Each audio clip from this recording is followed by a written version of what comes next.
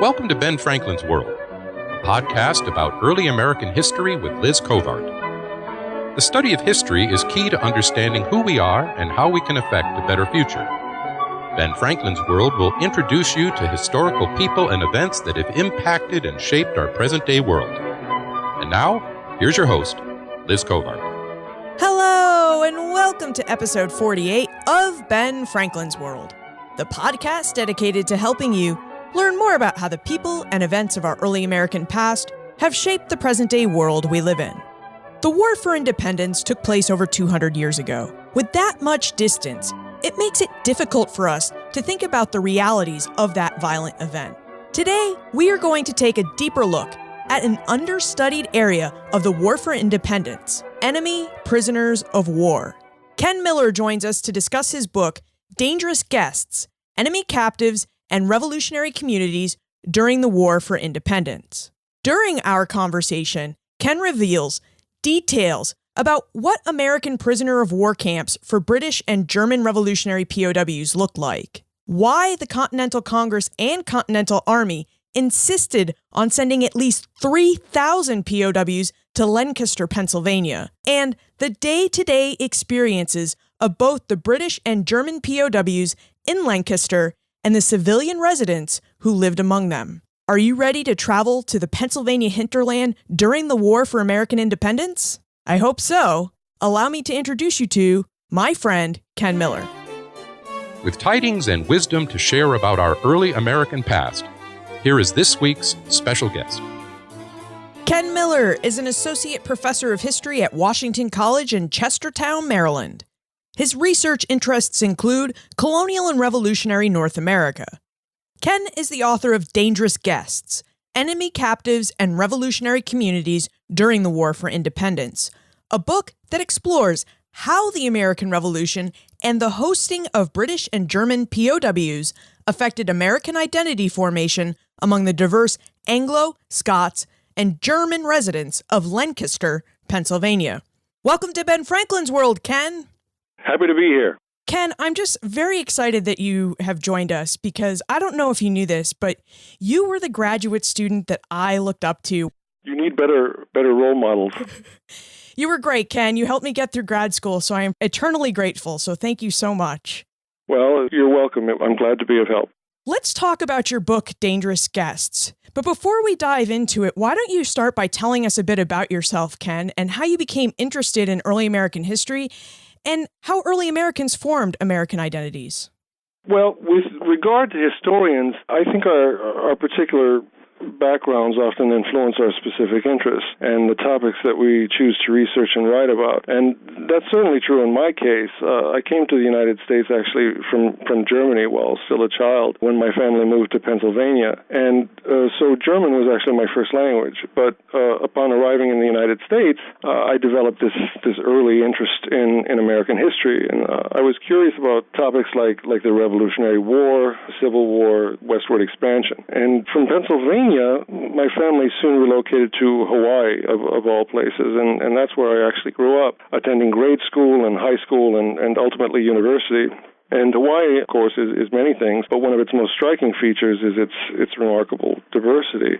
You see a stunning diversity on display throughout the islands, and that made a really powerful impression on me from a very early age. And so when I began studying history formally in college, the topics in American history that most intrigued me often involved questions of identity and diversity. I was fascinated by how diverse old world peoples became American, began identifying as American, and by how diverse groups interacted within their new communities. Did they get along? Did they not get along? And so when I began graduate school at UC Davis, these same concerns informed my dissertation, which ultimately, after considerable revision, became the book. Ken's book, Dangerous Guests, examines the role British and German prisoners of war played in American identity formation in Lancaster, Pennsylvania, during the American War for Independence. Ken, what's so unique about Lancaster? Why did you situate your study in that community? The book actually began as a general study of revolutionaries' management of their British and German captives. My preliminary research revealed that the Americans detained their prisoners in assorted detention centers in these host communities stretching from Massachusetts to Virginia. Now, additional research indicated that Lancaster was really the star of the show, quickly becoming the revolutionaries' chief detention site during the Revolutionary War. Now, for my purposes, it also helped immensely that Lancaster's wartime experience was just extraordinarily well documented. But what I found especially appealing was that Lancaster was also this remarkably diverse community, which, of course, squared with my particular interests. And ultimately, it just made sense to focus on Lancaster. So Lancaster was this community situated in the Pennsylvania hinterland, upwards of 60 miles west of Philadelphia, the provincial capital. Founded in 1730, it soon emerged as this thriving market town, home to not only merchants and shopkeepers, but also a large number of skilled craftsmen practicing a wide range of trades. Eventually, the community served as a sort of crossroads linking the eastern capital to Pennsylvania's western frontier. Like scores of neighboring communities dotting the Pennsylvania interior, Lancaster was settled largely by immigrants and their immediate descendants, and noted for its stunning ethnic and religious diversity. On the eve of the War for Independence, Lancaster was home to some 3,000 residents, over 60% of whom were German-speaking. Now, English speakers, both English and Scots-Irish, made up most of the remaining population. Now, adding to this ethnic diversity was a remarkable religious pluralism featuring Anglicans, Presbyterians, German Lutherans and Reformed, Moravians, and a small number of Quaker and Jewish residents. Now, in the surrounding countryside, you'd find members of the German sects, including Amish and Mennonites. So, for all intents and purposes, what you have in 1775 is an essentially divided community. How did British and German POWs affect the formation of an American identity in Lancaster? You mentioned that it is a very diverse community, so I imagine you have pockets of Germans here, Scots there, English, in the middle. How did they all become Americans?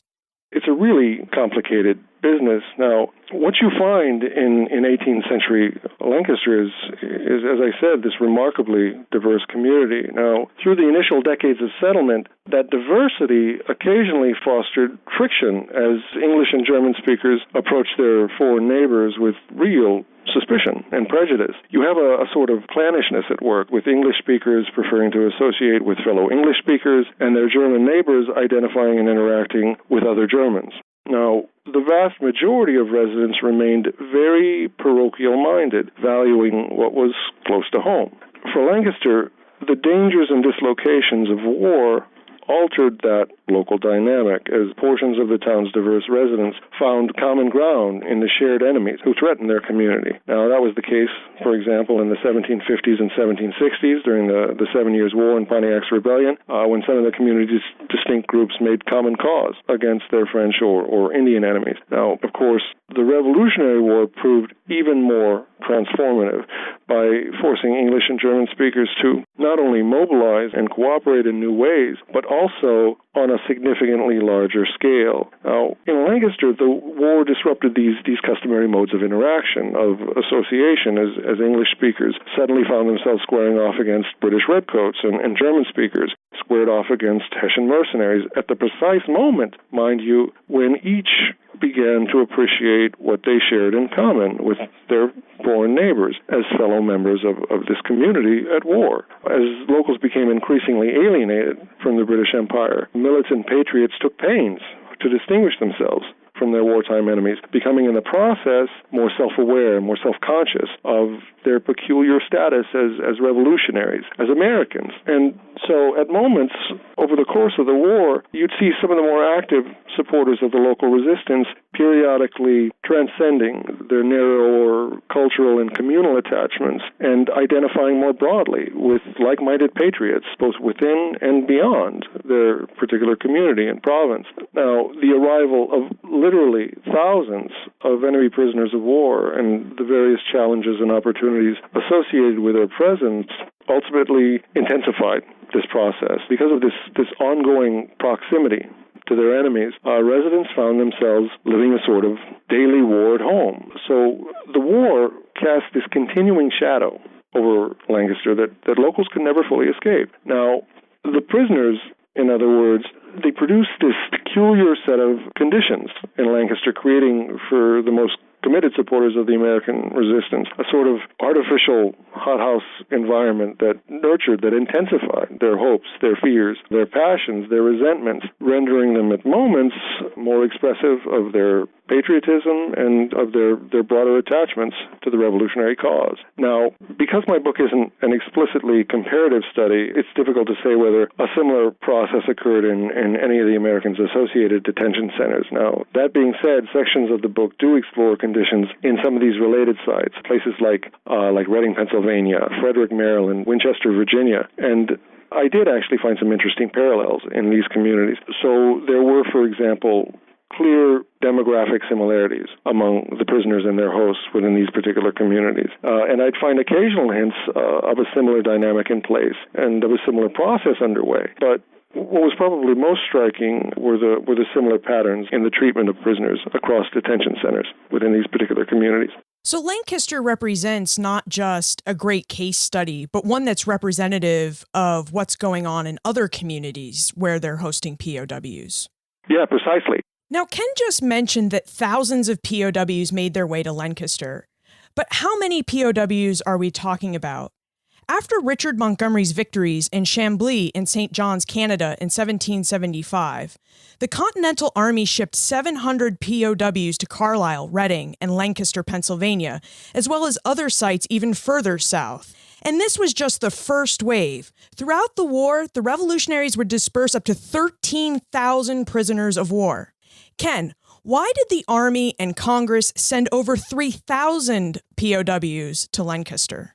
Yeah, I should probably say something about those numbers. Those are important. Now, the figure of 13,000 refers to the assorted captives detained in the vast hinterland region stretching from Pennsylvania to Virginia. Now, at points in the war, you could find additional prisoners held to the north in Connecticut and Massachusetts, and to the east of Lancaster and Philadelphia. All told, the revolutionaries held upwards of 15,000 prisoners during the War for Independence. Now, Lancaster would see 5,000 or so, but those were just the prisoners detained over an extended period. More would pass through Lancaster on their way to neighboring detention facilities to the south or to the west, or en route to their exchange for American prisoners held by the British.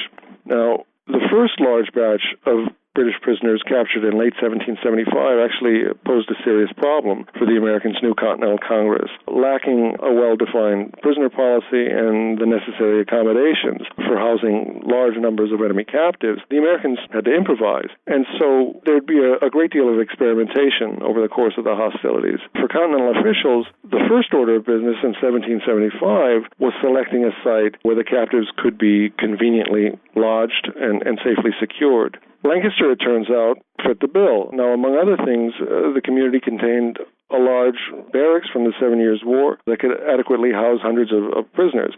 Continental officials also felt that Lancaster's residents could be relied on, having already demonstrated their enthusiasm for the American resistance by mobilizing men and supplies for the war effort. Additionally, the community was tucked safely away in the provincial hinterland, well removed from ongoing military operations, and nestled in a bountiful agricultural region, which was an important consideration should the prisoners need to be supplied at American expense. So that was Congress's thinking at the onset of the war, but those considerations remained preeminent for the duration of the conflict. Now, by late 1776, Lancaster had an established track record for detaining large numbers of prisoners. So when the Americans suddenly found themselves in possession of some 900 Hessians, captured complements of the Battle of Trenton, Lancaster seemed the logical site for their detention. Now, within a few years, Lancaster residents had become seasoned in the hosting of both British and German captives. So for Continental officials, Lancaster often became the obvious choice for the housing of any additional prisoners, and there'd of course be thousands more to come before the war's end. And so that's how Lancaster became the Americans' principal host site for enemy prisoners and ultimately the centerpiece of this elaborate continental detention network spanning from New England to the south. I should note, too, though, with reference to those German prisoners, there was an added wrinkle. Now, in addition to the considerations that I mentioned earlier, the German prisoners were sent to Lancaster as part of a broader Continental campaign designed to incite their desertion. Now, Continental officials' thinking was that if they detained their German prisoners, many of whom sprang from very humble origins in prosperous German-American communities like Lancaster, they'd eagerly defect from British ranks and join their American hosts. And so you'd see German captives not only in Lancaster, but also in other German-speaking communities like Reading, Pennsylvania, Frederick, Maryland, and Winchester, Virginia, before the fighting had ended. It sounds like the Continental Army and Congress had to put a lot of thought into where they'd put their POWs, and Lancaster just seems to fit the bill because it's a safe place. It's in the hinterland, the population speaks a bit of German, and they're revolutionary, so they don't have to worry about the population being enticed with Loyalist or British ideas. So that's not something we put a lot of thought into, but that's very interesting. Let's explore the experience of the POWs, their families, and the people of Lancaster and what that experience was like. Let's begin with the POWs. Ken, what was the POW experience like for British and German troops in Lancaster? What was their day-to-day life like, and did their experiences vary based on their nationality? Yeah, those are good questions. Now, depending on the particular circumstances, prisoners' experiences could vary considerably based not only on their nationality, but also on their rank. Because of their superior rank and status, officers, both British and German, fared best of all. Officers were customarily placed on what they called parole, which afforded them more freedom than lower-ranking enlisted prisoners who, more often than not, were confined in some capacity. Now, paroled officers were permitted to rent rooms in private homes or in public inns or taverns. Now, typically, these paroles prohibited the officers from straying more than, say, 6 to 10 miles from their particular place of residence. Now, the conditions for the enlisted prisoners varied depending on whether they were confined in close quarters or hired out as laborers. Over the course of the war, Lancaster hosted mostly British captives who, because of their reputation for misbehavior, were generally confined to their stockaded barracks where they drew their provisions. Occasionally, they'd be joined in the barracks by some of their German comrades. Now, prisoners who proved especially troublesome could find themselves even more closely confined in the town jail. As you'd probably imagine, life in the barracks proved difficult for most prisoners. It was a tedious, mundane, and often deeply frustrating business, especially since many of the prisoners could expect to spend more than a year or more in captivity awaiting their eventual release from confinement. Now, apart from their access to the barracks yard, the captives confined within the stockade enjoyed little freedom. Depending on the number of prisoners in the barracks, conditions could prove quite cramped, with perhaps a dozen or more captives forced to share a single room. Now that, combined with miserable hygiene, was conducive to the spread of illness, and epidemics periodically cycled through the barracks. Now, within the stockade adjacent to the barracks, you'd actually find a graveyard for those who perished in captivity. Over time, of course, these conditions would contribute to a rise in escapes, particularly among the British prisoners who were more inclined than their German allies to attempt to flee for the safety of British lines. Now, if you were lucky, you got the option to hire out, which was the case for most of Lancaster's German prisoners, who quickly garnered a reputation for being better behaved than their British comrades. Over the course of the war, some of Lancaster's British prisoners also hired out, but generally in smaller proportions than their German counterparts.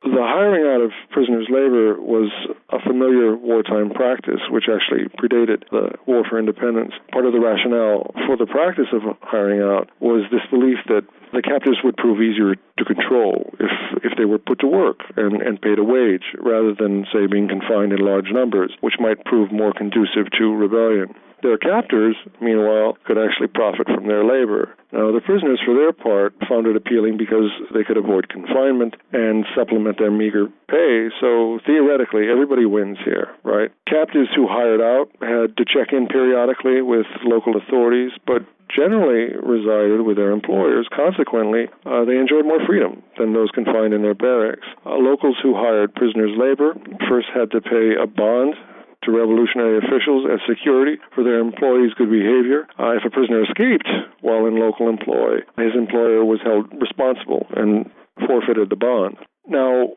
because of this local labor shortage stemming from residents' ongoing commitments to distant military service, Lancaster's prisoners often found their labor in great demand. The majority of prisoners who hired out worked on farms in the surrounding countryside, but a smaller portion of the captives actually claimed experience in the skilled trades and found themselves laboring alongside local craftsmen, with some of the Hessian prisoners in particular even fashioning shoes or cannon for the Continental Army. Collectively, these prisoners proved invaluable to the local wartime economy. I imagine that the townspeople were happy in some ways to have them around because the men that would normally perform those work that the prisoners are being hired for are gone. They're serving in the army, aren't they? Right. Very often. Not all the artisans are enlisting in the militia or the Continental Service. Many of them remain local at home, but locals are always looking to supplement the local workforce. In Dangerous Guests, Ken notes that sometimes the wives and children of captured soldiers followed their husbands and fathers into captivity. Ken, how did the people of Lancaster accommodate these family units? Did they imprison wives and children? Did they make the wives and children responsible for their own food and shelter? What was their experience like? Yes, these were your so-called camp followers, right, who routinely accompanied these armies into camp. Now, actually, in writing the book, these were among the most difficult questions to answer because the sources actually didn't provide much information about these women and children who typically arrived in much smaller numbers than the prisoners themselves. Now, if they were mentioned at all, it was generally as an afterthought. So, for example, a resident might comment on the arrival or departure of a group of prisoners with, quote, their women and children in tow, end quote. Now, that said, one of the first problems that revolutionary officials faced in 1775 was housing provision for these prisoners' families.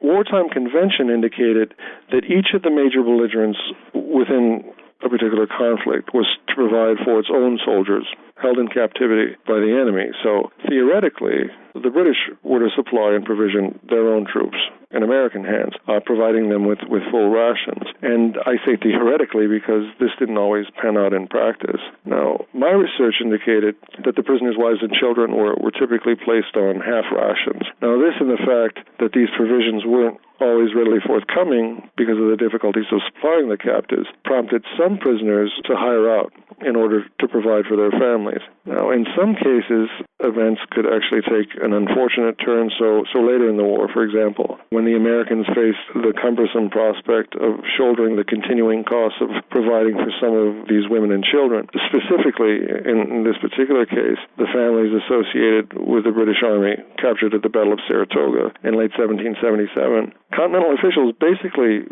cut off their supplies. Rather than receiving any more provisions at American expense, the families were given the options of either providing for themselves in captivity or returning to British lines. So, in effect, a prisoner's wife could work for her living in Pennsylvania or depart for New York in haste. Now, as far as lodging was concerned, in Lancaster, the women and children were generally housed in the barracks alongside the enlisted prisoners, but that too depended on particular circumstances. So again, later in the war, when Lancaster's barracks became too crowded, containing some 1,500 captives, the soldiers' wives and children were allowed to camp on the town common, but that was somewhat exceptional at the time. Okay, what was it like for the civilians of Lancaster to host so many British and German POWs? Did they have an increased fear of the enemy given that so many of their able-bodied men were away from home serving in the militia or the Continental Army? That's a great question. For towns like Lancaster, the hosting of hundreds of enemy prisoners could prove a complicated enterprise, presenting both challenges and opportunities. Now, it's important to note that Lancaster was not only a detention site for captives, it was also a community that was mobilized for war. And so what that means is that a portion of the town's male inhabitants were periodically absent, performing distant military service with either the state militia or the Continental Army. You'd find some young men left at home, to be sure, but for the most part, you'd find the elderly, you'd find women, and you'd find children. What's more, that local militia had to be provided with whatever arms were available. In other words, At any given time, depending on whether the militia had been summoned for service, Lancaster could find itself alarmingly short of both men and munitions. And that's, of course, a problem when you find yourself in a community containing anywhere from 400 to 800 to as many as 1,500 restless and often resentful enemy prisoners. Nor did it help that the Americans' British captives had early on earned this stubbornly persistent reputation for misbehavior after feeding the fears and the animus of their local hosts. So it should come as no surprise that residents of Lancaster and outlying communities routinely complained to patriot officials of the dangers posed by their prisoners. Now, that said, there was also this business of provisioning and hiring out. A number of local merchants were actually enlisted to assist with the prisoners' provisioning to ensure that they were properly supplied. So there was some money to be made in the enterprise, and these few merchants stood to profit from the prisoners' presence. Meanwhile, some of their neighbors, farmers, artisans, shopkeepers, were keen to compensate for the wartime labor shortage by hiring the captives to work on their farms, in their workshops. And that was particularly the case with many of these German prisoners, who generally proved eager and reliable laborers.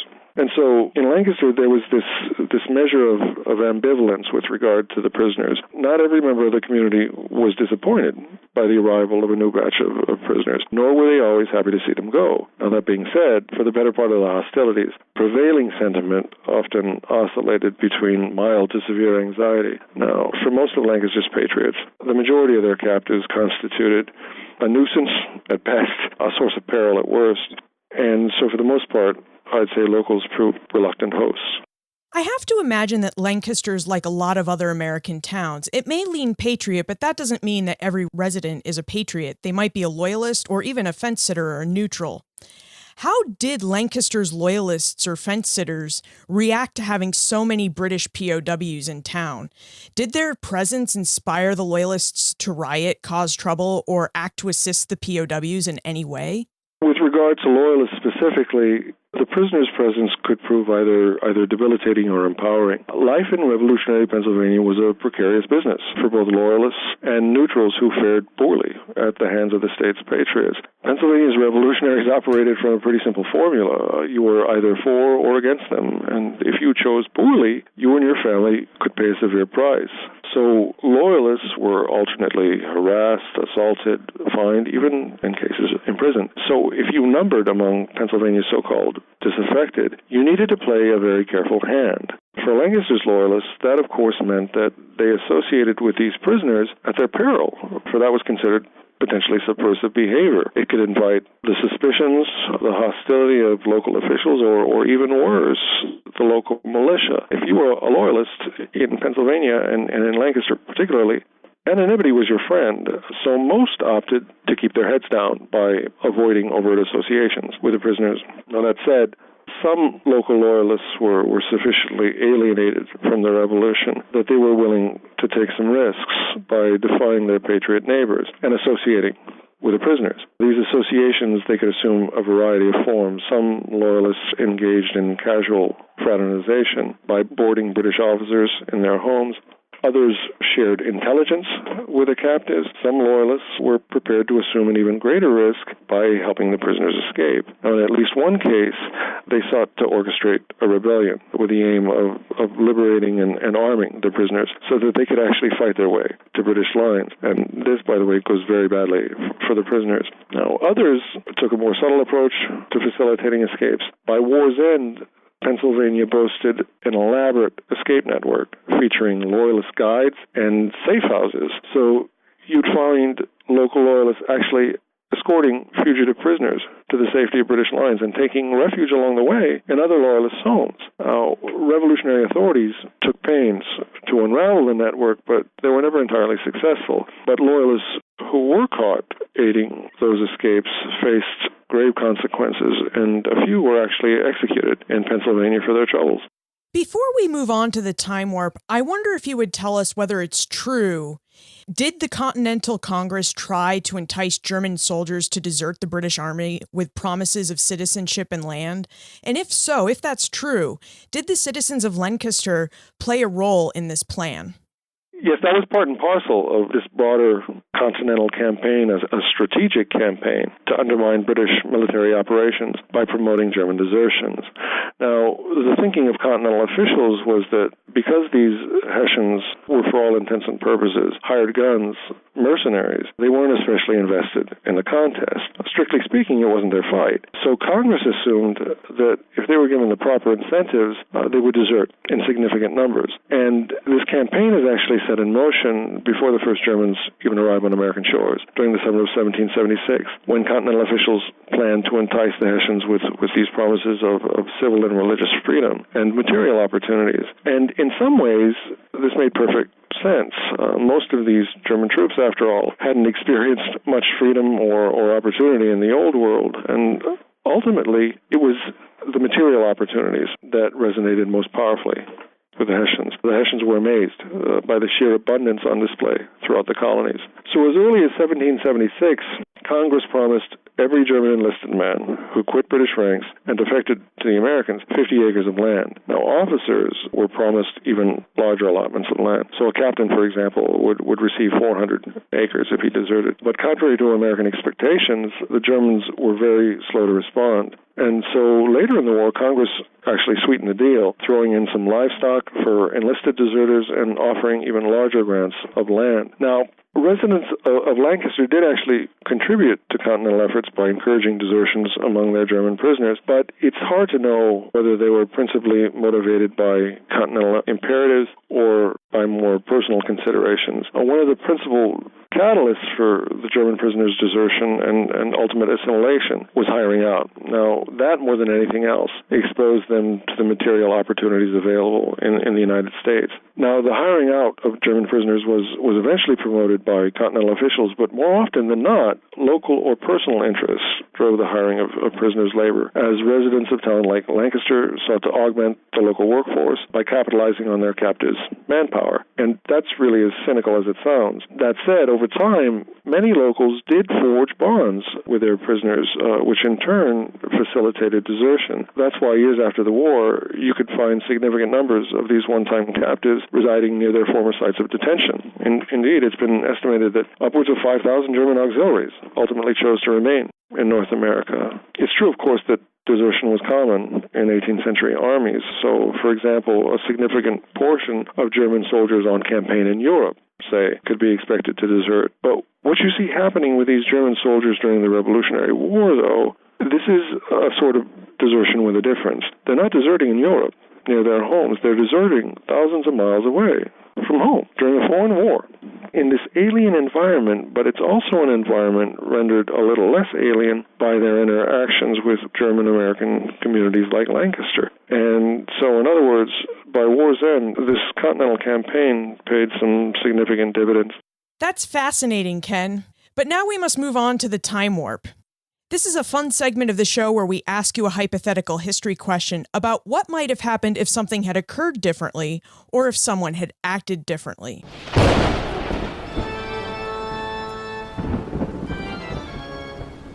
The time warp.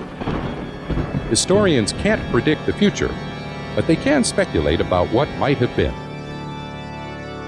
In your opinion, what might have happened if Lancaster had not played host to over 3,000 British and German POWs? How would the POWs' absence have affected the process by which the people of Lancaster created an American identity? Oh, the dreaded counterfactual. Without those prisoners, thousands of them, bear in mind, I can only assume that the outcome for Lancaster would have been very different. For locals, the captives' presence created challenges and opportunities that simply would not have existed otherwise. So, over the course of a long war, I suspect that locals' patriotism would have ebbed much more than it would have flowed, which frankly was more the norm for communities not only in Pennsylvania, but all across the rebellious colonies. In short, I think Lancaster's particular wartime experience would have far more likely resembled that of other communities during the War for Independence. Absent the clear and present dangers posed by those captives, conditions would have proved much less conducive to the nurturing of those broader ties that ultimately helped locals transcend, even if only temporarily, their particular attachments, their more particular attachments. Having said that, the war itself, on its own terms, surely would have made some difference for Lancaster. The colonial wars of the latter half of the 18th century had helped bring together portions of this very diverse community by encouraging residents to overcome some of their differences and cooperate in pursuit of shared interests, again, even if only temporarily. So, during the early mobilization for the Revolutionary War, the threat inherent in the conflict, along with its accompanying anxieties and resentments, would have, I think, helped to unite segments of the community and link them in invisible ways to the broader American resistance. But over time, as the threat receded or became less evident in locals' daily lives, I imagine support for the war and commitments to the cause would have been more likely to flag, perhaps even dramatically. And this is precisely why, by the way, Lancaster's prisoners made such a critical difference. For Lancaster, the prisoners were just absolutely game-changing. On some level, those prisoners brought the war to life in Lancaster and kept it dangerously close at hand. In some quarters of the community, Lancaster's British captives fed anxieties and resentments that lasted through the duration of the hostilities. Those prisoners proved absolutely instrumental in enabling local patriots to imagine themselves as a people distinct, a people apart from their old world enemies. Before we conclude, would you tell us what you are researching and writing about now that you are free of your POW experience? I'll never be entirely free of that POW experience. At the moment, I'm mulling over a few options. The first, and the less likely, involves a potential article featuring some surplus material related to the specific problem of prisoner retaliation that never made its way into the book. The material just simply wasn't a good fit, and I'd have had to force it in, which would have, to my mind, compromised the overall structure of the book. What I'm more likely to do, though, is revisit a project, a microhistory, actually, that I began researching some years ago in graduate school, involving an infamous husband murder in revolutionary Worcester County, Massachusetts. A Loyalist woman successfully conspired to murder her patriot husband with the assistance of 3 accomplices, 2 British prisoners of war and a young Continental soldier who just happened to be carrying on an affair with a wife. The conspirators were ultimately tried and sentenced to hang, at which point the wife revealed that she was several months pregnant. Now, this news, of course, raised questions of paternity, adding to just an already fascinating case. That was just another wrinkle. I'm particularly interested in the ways in which the anxieties, the resentments, the pressures, the dislocations of war shape not only public perceptions of and reactions to the case, but also its outcome. I found that the case raises interesting questions about the workings of wartime justice and the gendering of loyalism. So that's where I'm likely headed. And where is the best place to look for more information about you, Dangerous Guests, your new book, and how to get in contact with you? Well, as you mentioned earlier, I'm currently an associate professor of history at Washington College in Chestertown, Maryland. You can find me on Washington College's website, on the history department page, or on the American Studies page. You can reach me directly via email at kmiller4@washcoll.edu. I have book pages at all of the usual sites, Amazon, Barnes & Noble, or you can visit the publisher's page at Cornell University Press. You'll find additional information on Facebook. Just go to Dangerous Guests, which features the latest book-related news, including the dates and the locations of upcoming book talks and signings. Well, Ken, this has been a fascinating conversation. You have really changed the way we view the American Revolution by putting the experiences of the POWs and the people of Lancaster, Pennsylvania so close together for us. I mean, we really now have a better view of how the people of the American Revolution, both enemies and patriots, lived through it. So thank you. You're very welcome, Liz. It was nice to catch up. It's been a long time. The presence of women and children, opportunities to hire out your labor and to acquire free land, may not be how many of us pictured the War for Independence POW experience. But our conversation with Ken reminds us that there were many different types of POW experiences. Many American POWs experienced captivity in British prison ships, many of which were located in New York Harbor. Of course, some Loyalists and British soldiers shared the prison ship experience, as Americans kept so-called prison hulks in the Hudson River off the shore from Poughkeepsie, New York. It also may not have occurred to us that civilians experienced POW life too. Our conversation with Ken revealed that the presence of over 3,000 British and German POWs caused the people of Lancaster to band together to protect their community and way of life, and in doing so, they developed and adopted an American identity. You can find more information about Ken, his book, Dangerous Guests, plus everything we talked about today on the show notes page for this episode, benfranklinsworld.com/048. If you love history and free history books, don't forget to join Poor Richard's Club, the social community for Ben Franklin's World listeners on Facebook. You can join the conversation and get in on our free book giveaways by visiting benfranklinsworld.com and signing up for the Franklin Gazette. Or you can text BFWorld to 33444 and use the link in your confirmation email. And finally, have you seen Hamilton the musical yet?